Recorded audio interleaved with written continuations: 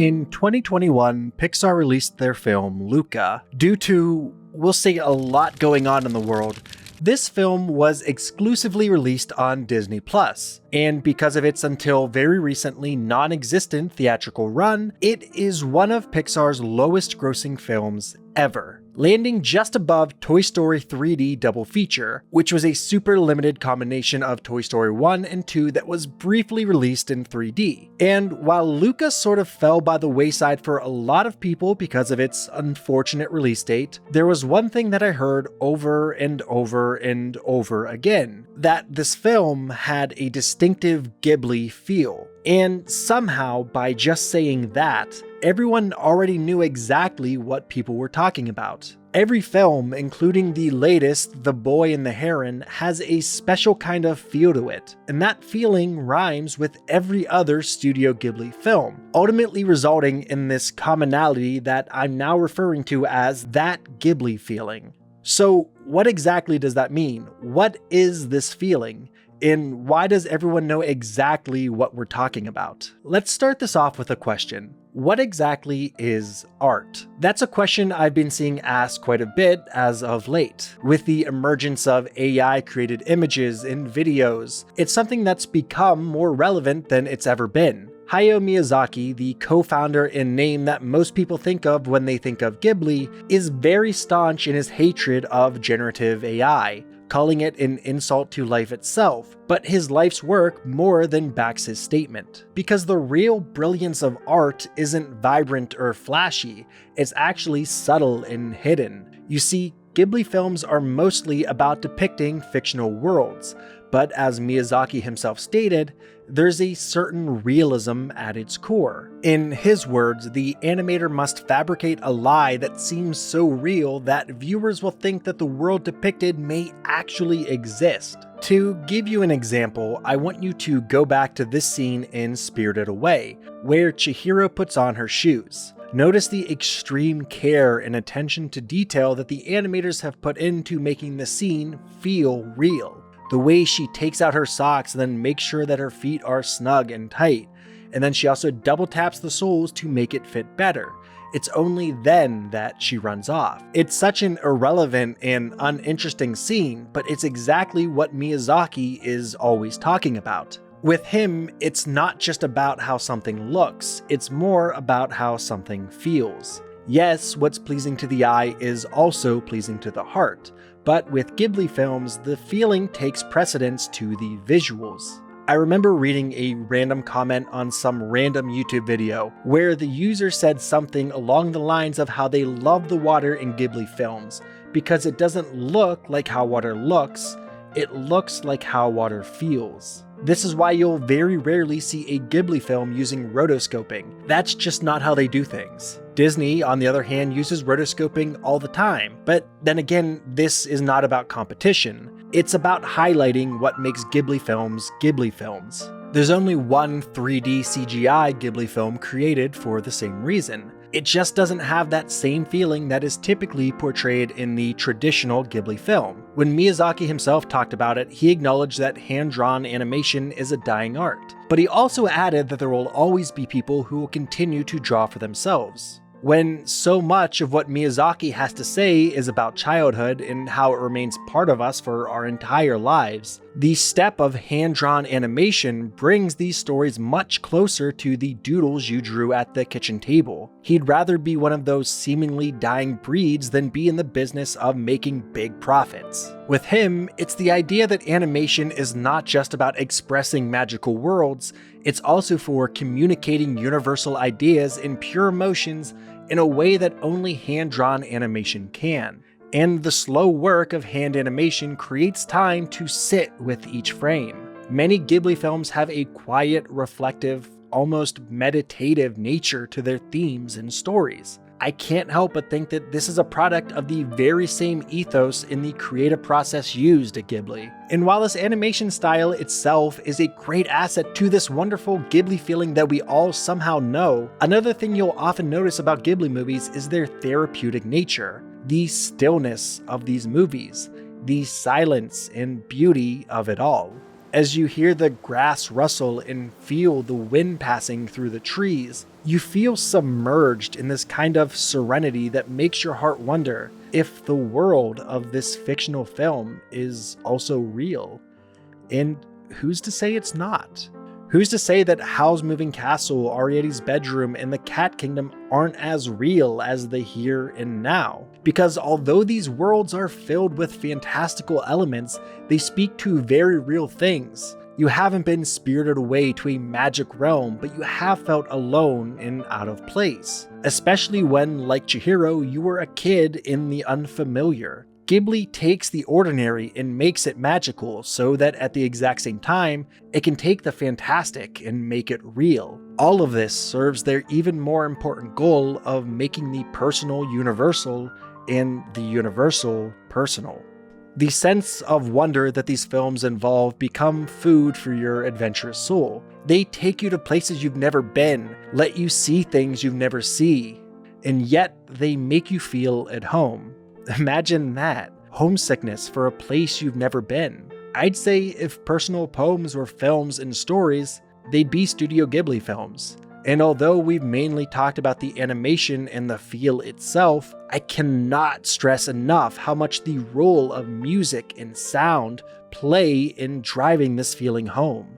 Be it the vicious and dynamic sounds of war and conflict from Princess Mononoke, or the whimsical and Looney Tunes-esque sounds of Totoro and the other forest spirits. Each film has its own sound identity that synergizes with both the atmosphere and the premise of the film. Studio Ghibli are masters of sound design, and that is something that even the most cynical critic would have to agree with. The unique sound identity of Ghibli films is so meticulous and brilliant that you'd often see that it even gives life to elemental forces in inanimate objects. Wind Rises from 2013 takes the idea of sound identity to the next level. Would you believe me if I told you that the sound design of the wind, the earthquake, and even the sounds of the plane taking off, all of them were done by one man? This, once again, speaks to that personal touch. The almost intentional inefficiency of the artistic process.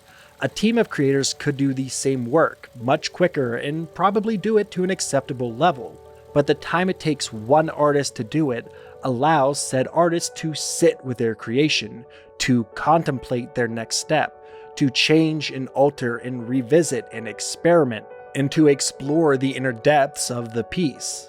We're talking about Koji Kasamatsu, and let me tell you that he didn't just compose those sounds, he created them with his own voice. To use a voice to humanize elemental forces, that's simply insane. Again, this is all about each film's unique sound identity.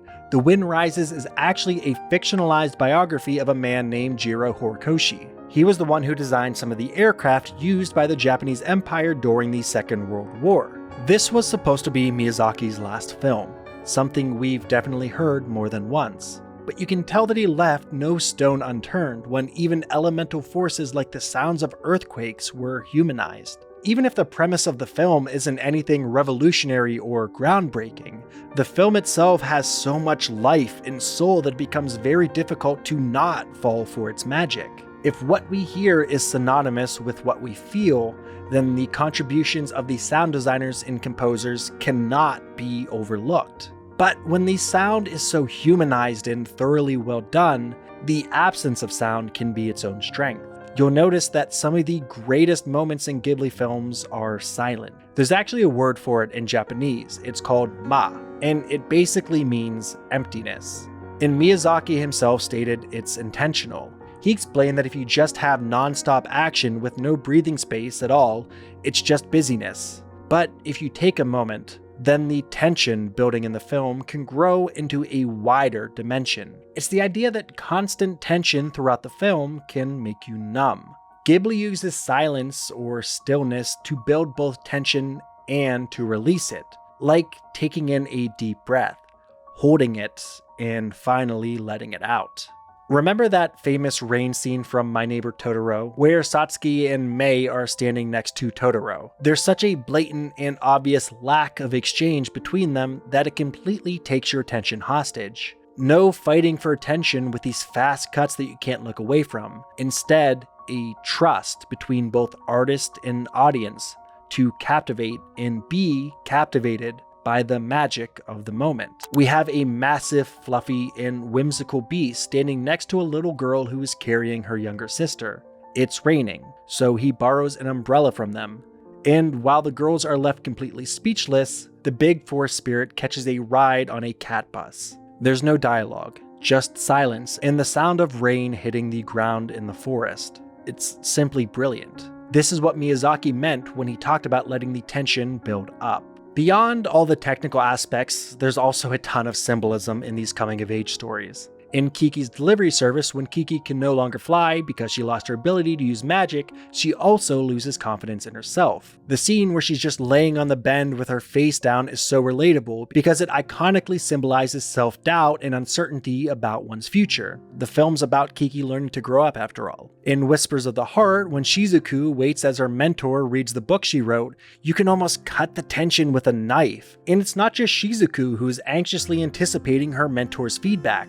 We're just as anxious. But at the same time, she's so anxious because of all the work and passion and care that she put into this book. The film wonderfully captures what it's like to go through the creative process and how it isn't all sunshine and rainbows. And yet, not all Studio Ghibli films are coming-of-age stories. Take The Grave of the Fireflies, for example. The premise and narrative of the film is heartbreaking enough already, but then you realize what all those beautiful fireflies were meant to symbolize. Just leave it to Studio Ghibli to properly drive a point home. For example, Princess Mononoke and Nausicaa of the Valley of the Wind explore the harsh reality of how industrial development sabotages nature, and why we, as humans, are supposed to live in harmony with nature. My Neighbor Totoro and Spirited Away, on the other hand, are about the innocence and resilience of one's childhood. Both films feature young girls who find themselves in a mystical place. From friendship, empowerment, to environmentalism, war, and then, of course, self-discovery and self-acceptance. There's so many different themes and ideas that Studio Ghibli has tackled brilliantly.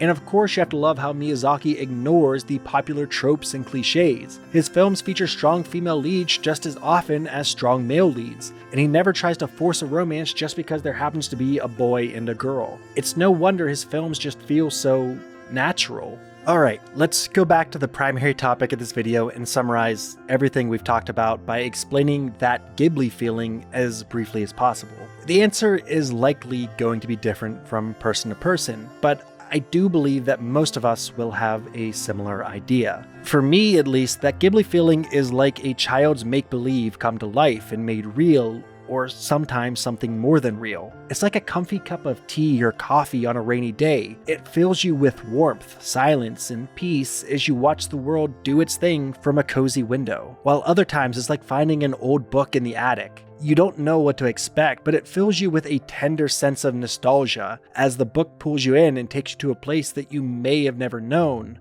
but somehow deeply miss. Though it makes you want to keep coming back. And that's the great gift that Miyazaki gives us. A chance to step aside from the mundane and experience, even if only for a short while, a magical world. But anyways, this has been 10K Bill, and thanks for watching. Comment down below what you'd like to hear me talk about next. Follow me on Twitter at 10K Bill, and of course, make sure you subscribe for all your entertainment-related content.